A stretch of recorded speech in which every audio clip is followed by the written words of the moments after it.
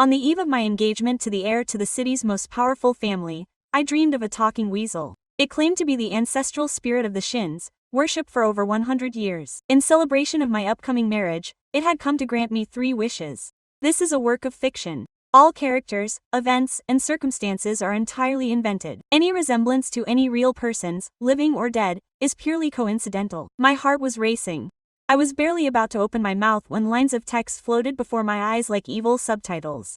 Epic moment, imminent. The fake protagonist is going to make her wishes. Ha ha ha. She has no idea that she's an imposter switched at birth. The spirit only protects the true Shin blood. Whatever she wishes for, she will bring to Lily Shin, the true heir. I'm getting my popcorn ready.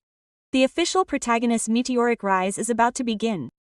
I hid the coldness in my gaze and gave a barely perceptible smile as I formulated my wishes. First, that Julian Pei, the heir, immediately break off his engagement to the Shin family. Second, that I be expelled from the Shin family without a penny to my name. The weasel looked at me in bewilderment. Little girl, why are you hurting yourself so much? I merely smiled. How strange, how hurtful. This is just the beginning. That very night, before the ceremony with Julian Pei, the weasel really did appear in my room. I am the guardian spirit of the Shin family, revered for generations. In honor of your wedding, I have come to grant you 3 wishes. I sat up abruptly. The pain of my nails digging into my palm confirmed that I was not dreaming. Any wish? I asked in a trembling voice. Just say it and it will come true. A wish for eternal happiness with Julian was already on my lips when the evil text reappeared. Here comes disaster. The imposter is going to wish for something stupid and lose everything. She thinks she's the chosen one, but she doesn't know that this is the perfect plan of the real protagonist, Lily Shin.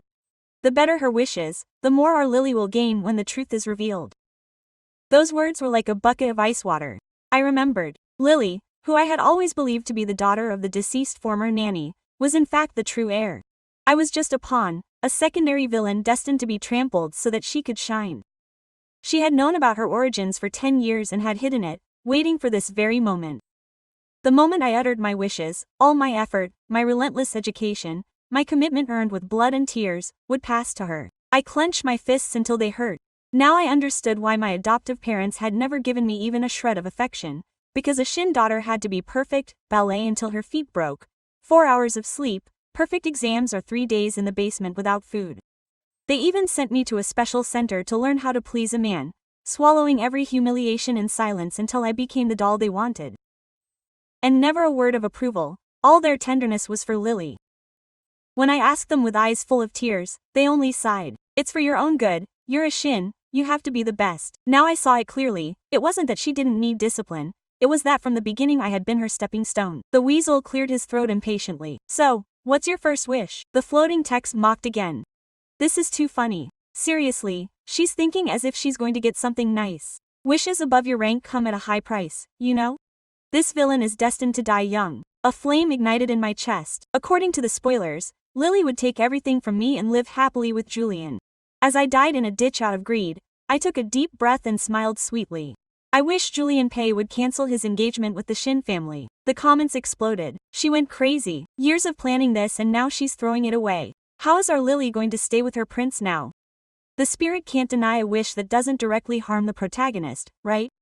I smiled wider. I had fought for this engagement. Yes, but I never wanted it, honestly. The Pei family was the wealthiest in the city. All the elites drooled over them. But Julian's mother, Eleanor Pei, was legendarily impossible to please. For years, no one had passed her test. I did it by studying her like an enemy. I knew she loved desserts, so I learned baking from a master and brought her fresh buns to her mansion every morning. I knew she went to the same beauty salon on Thursdays, so I would arrive early and bribe the staff to make sure everything was spotless when she walked in. After 3 months of planned coincidences, she invited me to dinner. I didn't even drink water at that table. I just watched, served, smiled. The engagement was mine, but no one knew that Julian was completely indifferent to me. The weasel hesitated. Are you sure? That envied engagement will disappear forever. I nodded firmly. And I haven't decided on the other 2 wishes yet. I'll look for you when I have them. She blinked and vanished. I slept soundly. At dawn, my adoptive mother rushed in. Serafina, more than 100 media outlets are broadcasting the party today. Not a single mistake. She clasped a cold jade necklace against my skin. For a second I wondered if it had all been a dream. Then Lily entered, radiant. My mother ran to hug her. Oh, my precious Lily, you are so beautiful. Lily smiled modestly. Aunt, don't say that. Today is my sister's day. I just want to live up to it. A shiver ran down my spine. The ceremony began. I held my breath until Julian took the microphone and made a statement in front of the entire room. I cancel my engagement to Serafina Shin. She is not the true daughter of this family. Her mother was merely a former nanny. He then looked at Lily tenderly. The true Shin heir is Lily, and she is the one I wish to be engaged to. The hall erupted into chaos. A small, sharp smile played on my lips. This was no dream. Lily's master plan had just been shattered because even though Julian liked her, he was a mama's boy through and through. If Eleanor Pay said no, he would back down without hesitation. And Eleanor, with her impossible standards, would never accept a nobody now. The Shin's faces paled. Lily, as if waking from a trance, grabbed my arm with feigned tears. Sister, don't believe him. I had nothing to do with it. I will go talk to Julian right now. I wiped away a tear of suppressed laughter. It's fine, Lily. You are the true heir. You deserve to be with him. I always knew he liked you. You have my blessing. Julian looked at me for the first time with something resembling respect. He took Lily's hand. That's true, Lily. We couldn't be together before because of your status, but now that you're the true heir to the Shins, my mother will accept it without question. I almost burst out laughing. The title of heir was nothing more than an access pass. To Eleanor Pay, her impeccable Lily, I was still light years away from deserving it. Predictably, Eleanor's face froze into an icy mask. She turned on her heel and walked away without a word. Lily froze, gripping Julian's hand with stiff fingers. Back at the Shin village, my adoptive mother offered hollow consolation. Serafina, we never suspected that you weren't our blood daughter. But don't worry, you've called us mom and dad and mom for so many years. Nothing needs to change. You can stay here forever. My father added firmly. That's true. Your birth parents gave their lives to save us. Raising you is our duty and our honor. From now on, you and Lily will be treated exactly the same. You are both our daughters. Even my brother Leo seemed delighted. Now I will have two sisters to spoil me. I should have known better. They wouldn't let me go just like that. Perfect. The real show was just getting started, without my support. If Lily wanted to marry Julian, she would have to make it happen on her own. But the doors of the Pay family did not open easily. She tried to visit Eleanor several times, and each time she was unceremoniously thrown out by the guards. Each rejection made her more desperate. She began to copy me clumsily. She signed up for ballet classes to gain stature, but her body was as stiff as a post. After a few days she gave up. My mother then hired private tutors, trying to force culture into her. However, the dense pages of English seemed like indecipherable hieroglyphics to her. Seeing the tutor's disdainful smirk, Lily tore her books to shreds with her claws. Etiquette classes were even worse. She had to chew on a toothpick all day to keep her smile perfect. Even eating required tiny, delicate bites. After fainting from hunger again, she exploded. Why are you forcing me to do this now? It's all your fault, she shouted, pushing my mother. Startled, she fell to the ground and her own rage exploded. Lil, you yourself refused to learn. You said you had a plan to take everything from Serafina. Who would have thought it would end like this? Leo couldn't help himself and pointed his finger at her. And you still have the nerve to blame mom? You're a disaster. The same teachers taught us both because that damn thing could learn and you couldn't. Being compared to me infuriated her to the point of making her tremble. And what are you talking about, you idiot? The only reason you got into that school is because dad donated an entire building. Before she could finish her sentence, Leo was on top of her, and they were beating each other up. My mother pretended to separate them while protecting her precious child. I watched the circus with delight from the hallway. Suddenly, the door flew open. Lily caught the smile that hadn't yet been wiped off my face, and her eyes turned venomous. Serafina, you planned this whole thing, didn't you? You made that wish to the spirit on purpose so that Julian would break off the engagement. I looked up with just the right amount of bewilderment. Sis, are you okay? You look like you're delirious. There are no spirits in this world. I even gently brushed a stray strand of hair out of her face. Go on, get some rest. Seeing that you couldn't get me to rile you, her lips trembled with pure fury. Perfect, don't admit it. I'll have dad take your cards right now. We'll see how brave you are without money. She called immediately, her voice soaked in fake tears. Dad, Serafina said that even though I am your real daughter, you only love her. She said all the family money belongs to her. My father's roar echoed through the speaker. That ungrateful woman. We're so kind as to let her stay and she dares to bother my princess. Don't cry, Lily. I'm canceling everything right now and giving her what she deserves. Hanging up, Lily raised her chin haughtily. Learn your place, Serafina. I am the rightful heir. Now, if you cross my path again, I'll throw you out on the street. The online comments were swift. Our protagonist is a genius. If she cuts off Serafina's money, she'll have to ask the spirit for more and Lily will be rolling in cash. The Shins are so stingy that they didn't even give their real daughter a luxury car. But they did buy the boy a multi-million-dollar yacht. Hypocrites by the book. Don't worry, Lily replaced the real Leo a while ago. Soon the entire fortune will be hers. So that was the plan. Lily's real target was always Julian. Her parents, while they pretended to support her, but in reality they were preparing the ground for Leo, unaware that their beloved son had already been replaced. A sincere smile spread across my face. Quote, "Then, dear sister," I said sweetly, "I will have you very much to thank for that." Lily blinked in bewilderment. What? I didn't respond. I simply turned and walked away. It was time for my counterattack. My room in the Shin mansion was still intact, clean, perfumed, with freshly cut flowers. Cheap theater. The next morning I received my adoptive mother's first call. Accompany Lily to the meeting with the group's investors. Please, your experience will calm her down. I politely declined. It would be much better for the true heiress to shine alone. Don't you think, mother? I hung up before she could respond. Hours later, the scandal broke. A video of Lily spread like wildfire across the internet. She was wearing a pale pink haute couture outfit, her buns so tight it seemed to hurt. At first she smiled and recited prepared answers, but when a reporter asked, "Is it true that you were chosen as heir over Serafina?" Shin, a wild glint crossed his eyes. The silence stretched too long. Then he blurted out, "I was always the true daughter." That imposter was nothing more than a nanny with airs and graces. An uncomfortable laugh could be heard in the background. An executive whispered something to her. She ignored him. "I don't need to pretend to be elegant. I am the heiress." The video cut off there, but the damage was done. A capricious, arrogant child, unable to handle pressure. The comments poured in. That's what the Shins call class. Serafina was tough, but she never lost her temper in public. This only confirmed that the change was a mistake. The cherry on top arrived that night. A black car pulled up in front of the mansion. Eleanor Pay got out, her hair impeccably coiffed, a cashmere coat, and her usual expression of silent disdain. She sat down, her silver hair in perfect waves, not a wrinkle out of place. Lily greeted her with a nervous smile of someone who knew she was going to fail. I didn't go in, but she stood by the window. Eleanor crossed her arms, mumbled something brief, and Lily nodded frantically. Then she reached out her hand as if to take hers, but didn't. She left a small black box on the hall table. The engagement bracelet, a symbol of acceptance. It wasn't anymore. Eleanor didn't stay for more than 5 minutes. She got into the car with the same glacial elegance with which she had arrived. Later, Lily appeared at my door with puffy eyes, no makeup, her hair loose, without posture or escort, just a scared little girl. "Did you know this was going to happen?" she whispered. She didn't even scream. That was the strangest part. "Of course not," I replied, turning off the lamp. "No one can predict the future."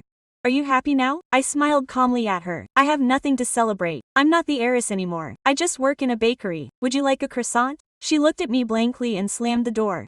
That night I slept like I hadn't since I was little, but I knew this was just the beginning. The world doesn't fall apart in a day. Lily still had a lot to lose and I had a lot to build. I left at dawn without a sound. A hard suitcase and a duffel bag with 2 changes of clothes were all I had. When I crossed the gates of the Shin mansion for the last time, no one stopped me, not even a goodbye. Not even a glance, as if I had never lived there. The apartment I found was a tiny studio in an old building. Walls so thin you could hear the neighbors coughing, pipes that groaned at night, but it had the essentials, its own lock and silence. For the first time, the space was mine and mine alone. The first few weeks were harder than expected, living without unlimited credit cards, without chores, without clothes ironed by invisible hands. But it was also a strange relief. No one was watching me. No one expected anything of me. I looked for work in silence, without mentioning the last name Shin, just my name and what my hands knew how to do. Baking. I walked the entire city leaving resumes at coffee shops and bakeries. Almost everyone looked at me with suspicion. "Do you know how to operate an industrial oven?" they would ask, raising an eyebrow until I came across a small cafe tucked away on a side street. It was called Mealy.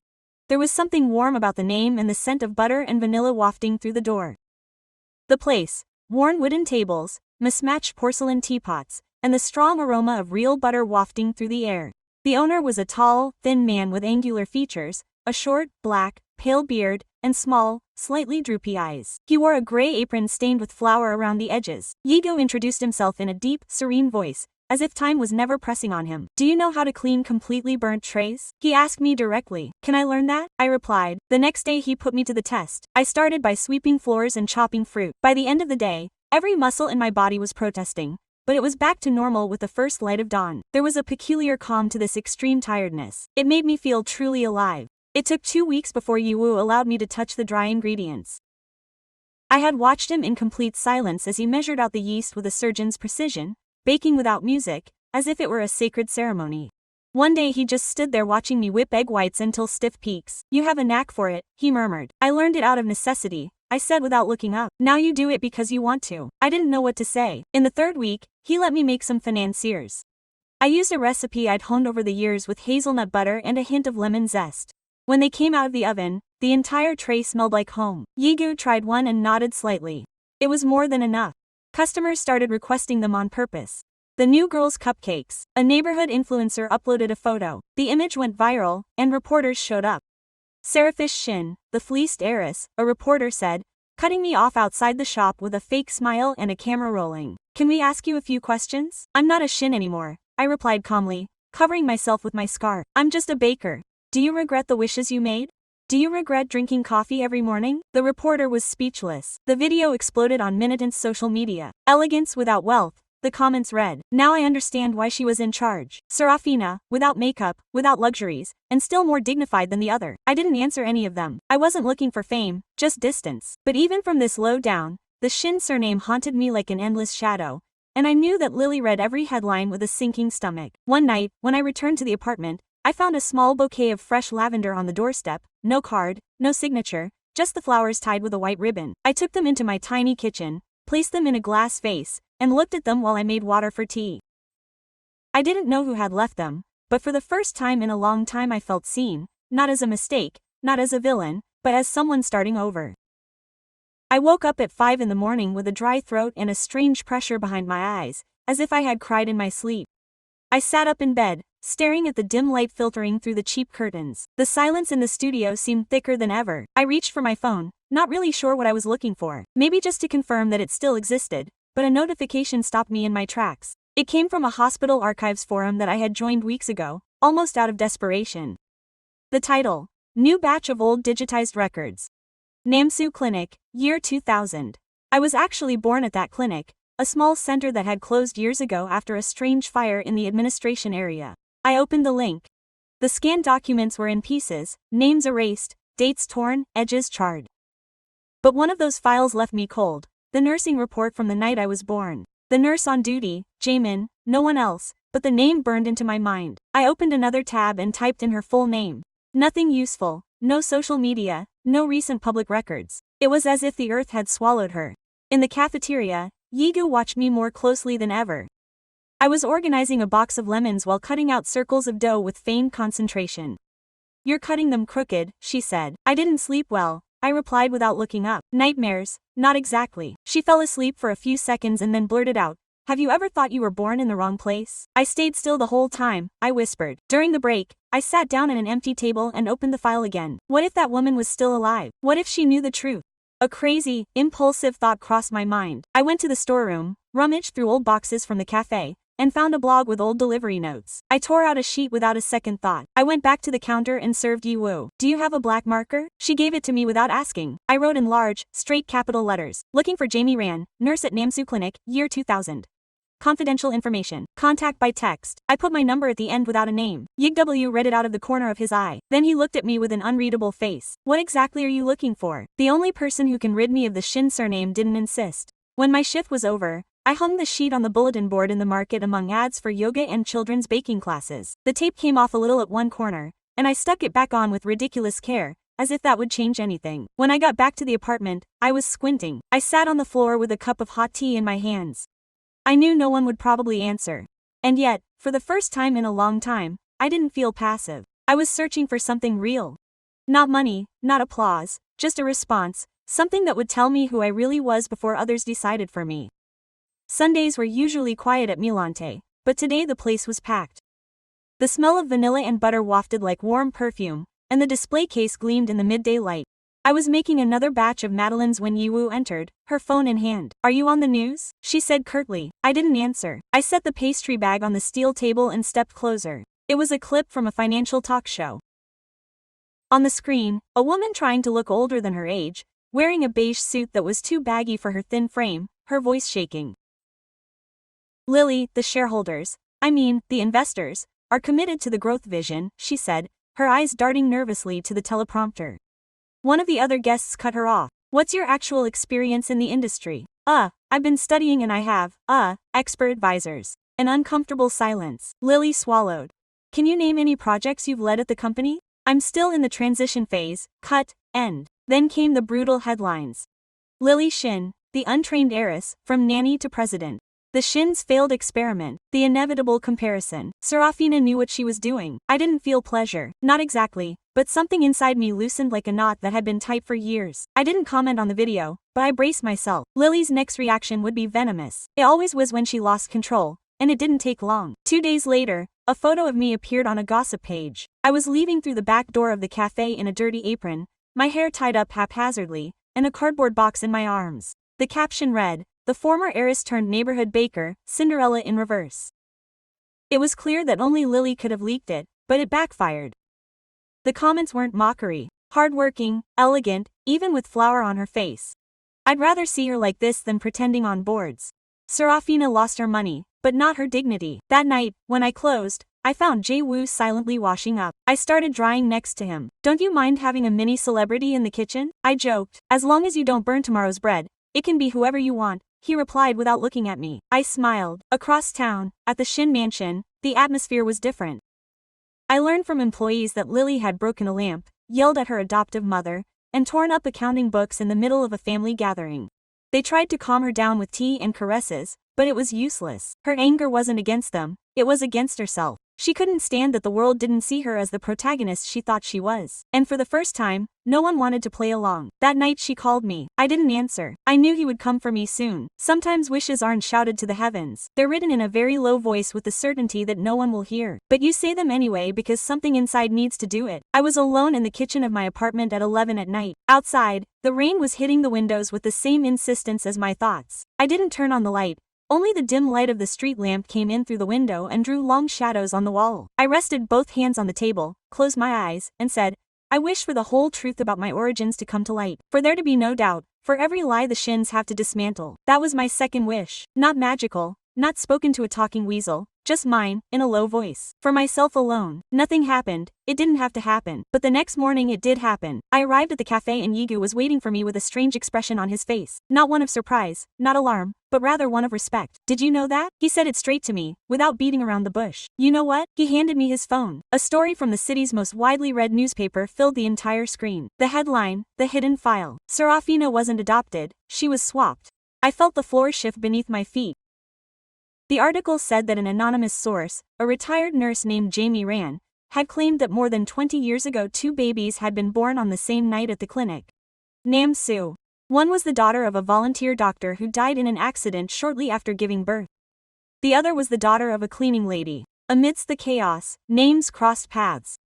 The doctor's name was Yane, a highly respected surgeon who years ago had saved the life of a famous personality, Eleanor Pei. The text included scanned documents, archive photos, medical records, and a handwritten letter from Jamie Ran herself. I kept this secret out of fear, but the girl deserves to know the truth. She wasn't abandoned, she was stolen. I slowly sank down at the furthest table. I didn't cry, I couldn't. The air became thick, as if every word of the report had been stuck in my back for years without me noticing. "What are you going to do?" Yiwu asked after several minutes. Nothing, I said it out loud. I wished for it, and it came true. I don't have to justify who I am anymore. That same afternoon, the world exploded. Television programs dissected every sentence of the article. For the first time, the surname Shin was questioned in public, not for dirty business, but for ethics, for humanity. I received more than 20 calls. I ignored all but one. Eleanor Pei simply said, "It's just you and me." I answered with one word, "Yes." I hung up, took off my apron, and left the cafe with my heart beating like a war drum. It wasn't the end. It was the beginning of something that could no longer be reversed. She was waiting for me in a private room at the Han Seong Hotel, the same one where I once pretended to celebrate a birthday to please her. Tea was already served when I arrived, without sugar, just the way she liked it. Eleanor Pei was impeccable, dressed in pearl gray wool, a white coat with a faux fur collar, jade earrings, her silver hair pulled back in a perfect low bun. Her face didn't show a single wrinkle out of place, but her eyes, the eyes were different, neither cold nor warm, calculated.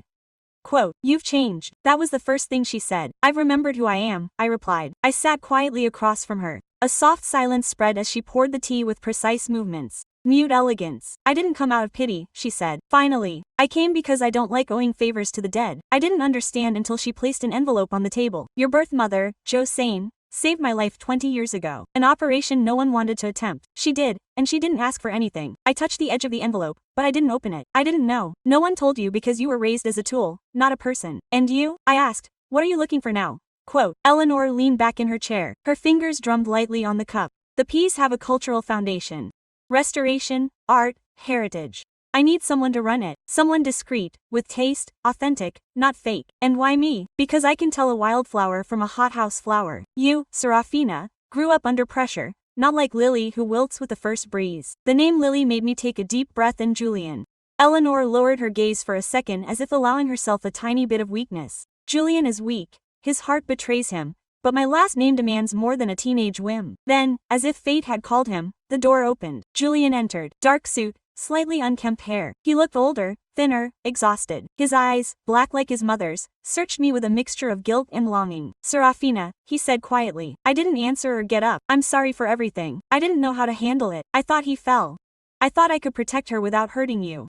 That's exactly what you did. You protected her at my expense. Eleanor didn't intervene. She watched as if it were another test. Can I see you again? Julian asked almost without a voice. I smiled. A smile without sarcasm, without rancor, but also without permission. I don't need any more tests, Julian, or any more apologies. What we had was enough to learn from. He lowered his head. L.A. stood up. Her heel clicked sharply against the marble. The offer still stands, he said. I'll think about it, I replied. I left the hotel with the sun setting behind the skyscrapers. The city was still alive, oblivious to the silent changes happening in its corners. I didn't have answers, but I no longer asked for them. I was giving them to myself, one by one. The email arrived without warning. Sender unknown, with the word, simple. Brief subject, open call, National Pastry Competition 2025.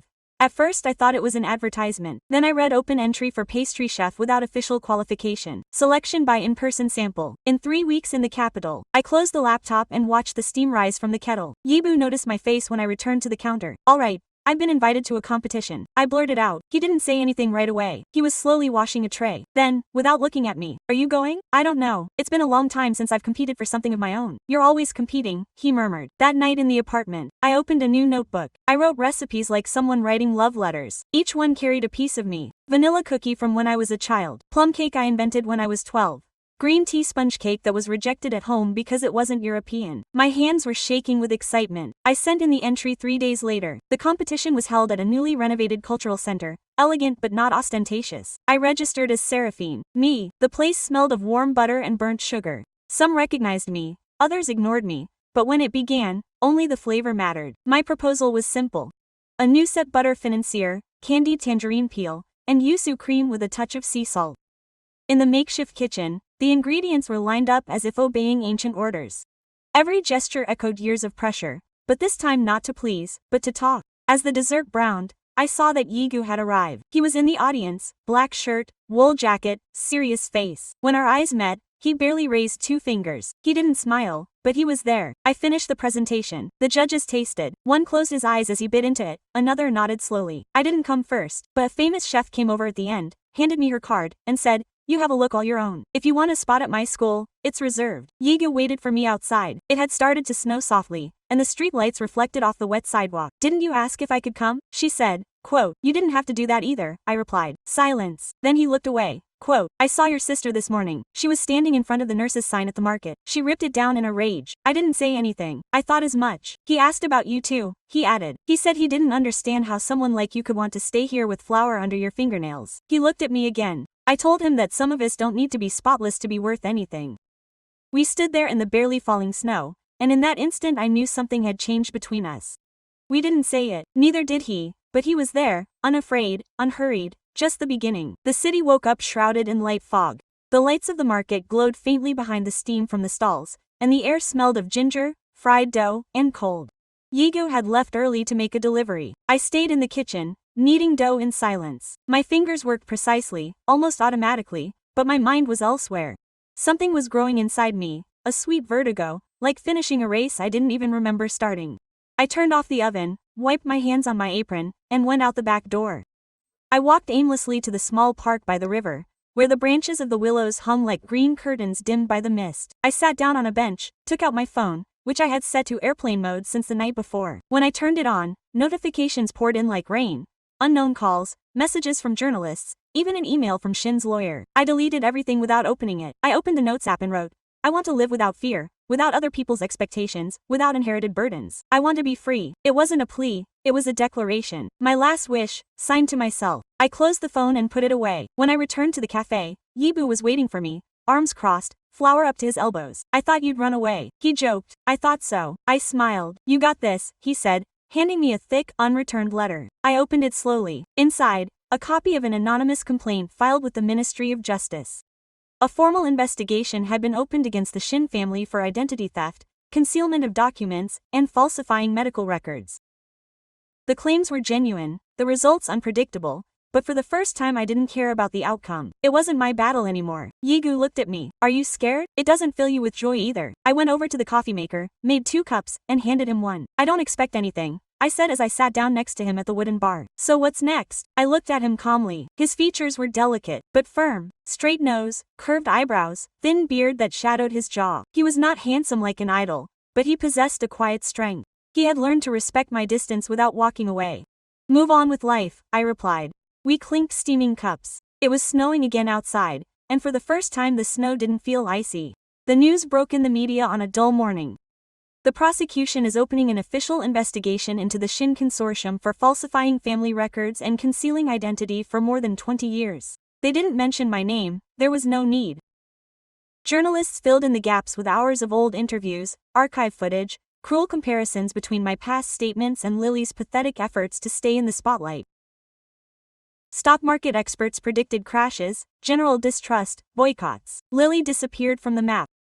A former secretary told me that she cried non-stop, locked in her room, while her adoptive parents haggled with lawyers to salvage the wreckage. Then came the offer, a sealed envelope delivered by a man in a gray suit. We are prepared to compensate you generously financially, in exchange for your silence and a public statement that exonerate the Shin Group of any wrongdoing. Sincerely, Shin Associates. It was grotesque, almost comical. They thought they could acquire my truth. I folded the letter calmly and dropped it in the coffee bin without saying a word. That same afternoon, Leo Shin appeared, thinner, with deep circles under his eyes, and disheveled hair. His usual arrogance had given way to an unease that humanized him, although it did not redeem him. Can I talk to you? He asked from the doorway. Yu crossed his arms in the doorway, watching without saying anything. One look from me was enough for him to understand that he was in no danger. Leo came in and sat down. He did not order coffee. They came for me too, he said, but not for the identity thing. Tax evasion. Dad used my accounts to embezzle money. I nodded. I was not surprised. They came to ask you to stop all this, right? No, I replied. I have nothing left to stop. I am no longer part of their story. So what will you do now? I took my time. Then I said, I will build something that does not depend on them, or anyone else. Weeks later, in a modest space rented thanks to anonymous donors who had read my story and wanted to help, I opened the first cycle of workshops for the Zero School. 0 expectations, 0 prejudices, 0 last names. Just young girls, many invisible until then, who wanted to learn to make their way in the world with something more than perfect smiles, royal etiquette, their own finances, public speaking, simple cooking, emotional defense, not to turn them into impeccable wives, but into women who were in control of themselves. Woe took care of the logistics. He spoke little, but he knew how to hold a space without invading it. When a student asked if he was my partner, he would turn so red that I had to leave the classroom to avoid laughing in front of everyone. One day, Eleanor Pei appeared unannounced. She entered wearing her white coat and leather gloves. She observed the class in silence. When she finished, she approached. This place has something our mansions never had, he said, with such respect. He dropped a thick envelope on my desk. A substantial donation. I don't want to be credited, he clarified. But if you ever need to grow, let me know. I didn't see her again. But that gesture wasn't a purchase, it was recognition, the first of many. I visited the cemetery one random Wednesday at noon, not for the anniversary, but because I had nothing else to do that afternoon. In my backpack I carried a green tea cake that I had made myself, with no one to correct me. I walked to the simple tombstone, without flowers or decorations, just a name. Dr. Yayin, my mother. I sat on the damp earth, my back against a tree. I could smell wet leaves and fresh rain. I don't know if you believe in these things, I murmured, but I brought you something. The flavor isn't perfect. I still have to master the dough, but it's mine. I opened the box. I set the cake down on a napkin. The silence was warm. It didn't hurt anymore. I hadn't come to cry. I had come to say thank you. The following months passed without incident. School Zero graduated its first class. Some got scholarships, others started their own businesses. One hugged me on closing day and said, "No one has ever looked at me the way you did." I didn't know what to say. Quote, at the cafe, Yibu and I continued working as usual, sometimes in silence, sometimes with soft music playing in the background. After closing time, we would sit at the bar with tea or craft beer, depending on the day. We never used big words to describe ourselves. But when I fell asleep on his shoulder, he wouldn't move, and when he caught a cold, I would make ginger soup as if I had been taking care of him my whole life. We were unlabeled and unhurried. One afternoon, as I was walking down the main street, I stopped in front of a bookstore. In the window was a new section, True Stories of Women Who Rewrote Their Endings. Among them, a dark blue cover with silver lettering stood out. A reformed villain, the one who survived, with no photo, just my name, Serafina Yu. I smiled, not in surprise, but in peace. I kept walking. Just another day. As I swept the entrance to the cafe, Chigu came out after me, his hands covered in flour. Look, he said. He showed me a sign for a space for rent right next door. Could we expand? He murmured without looking directly at me. He added, blushing. I laughed. I put the ad in my pocket. I'll think about it. There's no hurry, he said and went back inside. I stood there in the golden light of dusk, the murmur of the city breathing all around me. This wasn't a fairy tale or a melodrama. This was life, and it was mine at last.